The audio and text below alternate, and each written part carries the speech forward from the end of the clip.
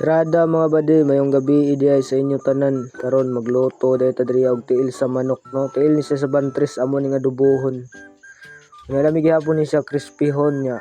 Gitangtangan na na siya og mga kuan diha kuko kay pagpalit namo wala man natanggali og kuko, so kami na lang kuno magtanggal. So dara day mga lamas day no. Ato ni pangbutang kay para masugdan na og panit, tradisyon na ta karon. So ato nagitak-ang kay para maluto na ni dayon kay medyo gigutom na gid taon ng among mga tiyan karon. Sa dili pa din nato sugdan day ang pagtakang day o pagluto day diha no. Shout out day ni Bautro Jib na taga Tsaba. Shout out nimo diha. Kay nahuman naman og panit diha ang ahos ato day nilunod ang tiil din sa manok day. So mo day ni diha.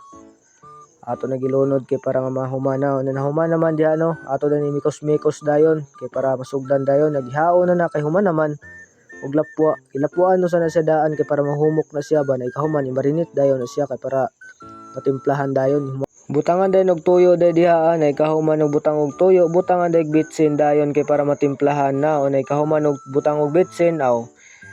Dara day tig mikos-mikos dayon diha kay para ato dayon matak-ang na kay tanawa to kutsara o hapit na mabali. Na butangan din natog mantika day sa baboy no. Sumaw din ang mantika day sa baboy nga katong atong pinakupsan. Libre na na tanan. Unya gibutangan din nato diha ahos dayon. Ano bukal-bukal na kay init man. Bitaw ka na diay.